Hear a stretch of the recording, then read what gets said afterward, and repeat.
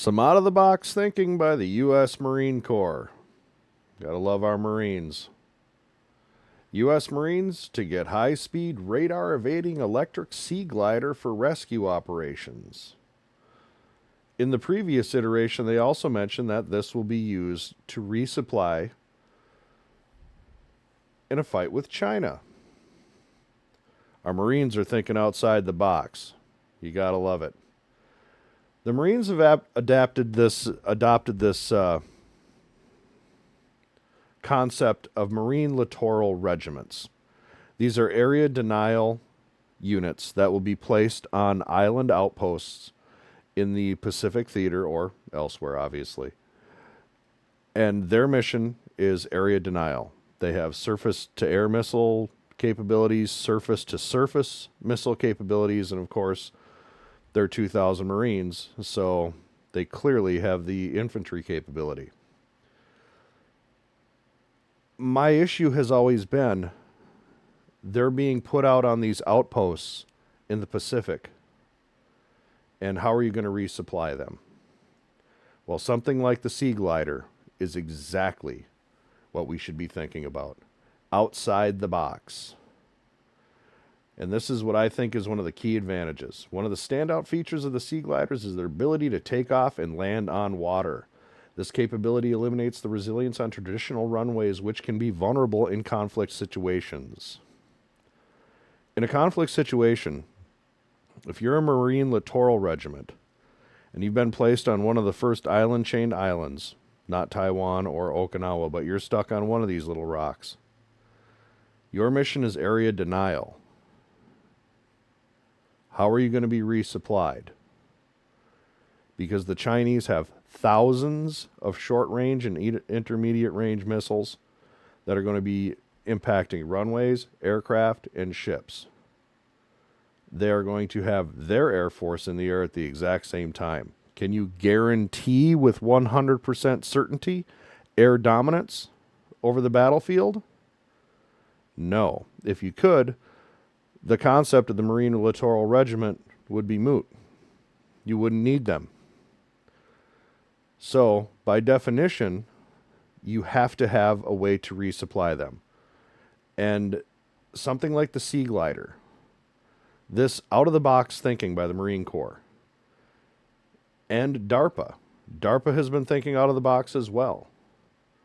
But this is the kind of thinking you need when you're about to place 2,000 men on a rock somewhere with a bunch of missiles and tell them, deny the area to the enemy. By the way, that enemy is not at the end of a 7,000-mile supply chain. Their supply chain is about 200 miles. So we need to find a way to mitigate that, such as the Sea Glider, such as other things that have been advocated on this channel, such as the Airfish. I'm going to play the video.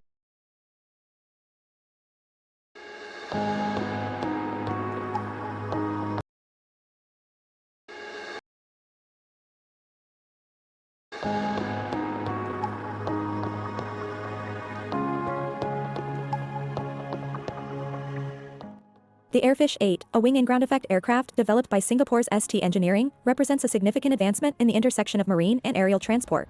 Slated for service in 2025, this vehicle promises to redefine the way we think about short-distance travel over water. At its core, the Airfish 8 is designed to operate in a unique niche, leveraging the wing and ground effect to achieve remarkable efficiencies in flight. That ground effect is the exact same effect that this Sea Glider uses. Ground effect where the aerodynamic lift of the craft actually pushes against the sea itself, lifting it above the sea. This is the kind of innovation we need. And we need to really start looking at seaplanes and things like that again. And there's a Naval Institute article that goes into that we'll go into here very shortly at the conclusion of the video. This technology allows the Airfish 8 to hover just above the water's surface, utilizing the aerodynamic lift generated by its proximity to the sea. The result is a mode of transport that is 3 times quicker than conventional boats and 2.3 times more fuel efficient than traditional aircraft. The design of the Airfish 8 is nothing short of futuristic. With its enormous reverse delta wing, large double T-tail, top-mounted pusher propellers, and dramatically upswept wingtips, it presents an image right out of a science fiction movie. However, its operation is grounded in well-established principles of aerodynamics. The vehicle is powered by a 500 horsepower V8 car engine, which uses regular unleaded fuel, making it not only innovative but also practical for regular operations. The seaglider the Marine Corps is getting is electric, with a 180 mile an hour top speed with approximately 180 mile range. Now, I'm not going to give a comment on whether going electric with this is the right way to go. I think common petroleum is probably pretty easy to find almost anywhere on the planet. That's just my thought, but what do I know? This combustion-powered seaplane is capable of carrying 2 crew members and up to 8 passengers or a ton of cargo, offering a versatile solution for various transportation needs. A squad of Marines and their equipment, maybe? No, obviously they're not using the Airfish, but this is an example of the technology that they are starting to utilize, and I think definitely the direction they need to be going. It requires no specialized infrastructure for its operation, as it can utilize regular jetty facilities for takeoff and landing. Once in motion, it accelerates to takeoff speed, lifting off to fly low over the water surface at speeds up to 90 knots, maintaining an altitude of 2 to 23 feet to optimize the wing and ground effect. The Airfish 8 is not only efficient and fast, but also promises a more comfortable journey compared to boats, especially in choppy waters. Its ability to fly at low altitudes makes it an attractive option for tourist operations. And the seaglider will also give those same features. Low radar observability, that's actually designed into the aircraft itself, and a much smoother ride. And a smoother ride means less seasick Marines, more capable of fighting when they get ashore. That's a good thing. Where the aesthetic appeal of the vehicle in motion can be a significant draw. The concept of the Airfish 8 is based on designs from the 1960s by Dr. Alexander Martin Lippisch. Its reverse delta and T-tail configuration allow it to achieve flight altitudes up to 50% of its wingspan, providing a higher operational flexibility compared to its predecessors, such as the Russian Ekranoplans. While the Airfish 8 stands out for its proven design and operational efficiency, it is part of a broader trend towards innovative marine and air transport solutions. Competing technologies, such as the fully electric Regent seaglider and DARPA's Liberty Lifter X-plane, highlight the dynamic nature of this field and the ongoing search for cleaner, more efficient transport methods. ST Engineering, in a joint venture with Palooka, formerly known as Wyjetworks, aims to commercialize the Airfish under the name ST Engineering AirX.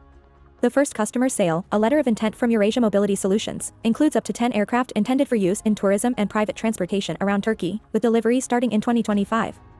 Although the agreement is currently a letter of intent and subject to various conditions for final sale, the potential impact of the Airfish 8 on short-distance travel over water is undeniable. It embodies a blend of marine robustness and aerial efficiency, offering a glimpse into the future of transportation.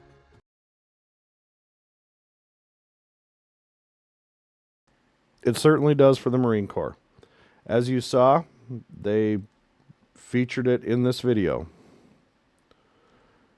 That's the seaglider. This is obviously a smaller prototype version of the seaglider. Looks like it's in a nice place there. Nice and warm, nice beach. But that seaglider is transformed into something more like this. You can see here in this photo. This artist rendering, I apologize, artist rendering. And this is the previous artist rendering. So you can see the direction this is going. And there is the United States Naval Institute. Amphibiosity is up in the air. Amphibious aircraft connect 3 physical domains of war and can solve problems in each. This is a very extensive report. And of course, as everything, I'll put it in the description. But it discusses the need for the U.S. Navy, and I think the U.S. Marine Corps is already ahead of the curve, to look back at seaplanes. The Japanese have, and that's the picture they show up here, this Japanese transport aircraft is amazing, and the U.S. has already looked into it a couple of times more for the Coast Guard. However, that's a U.S. Naval Institute report. that seaplanes. And a seaplane is basically what? Just a ground effect aircraft.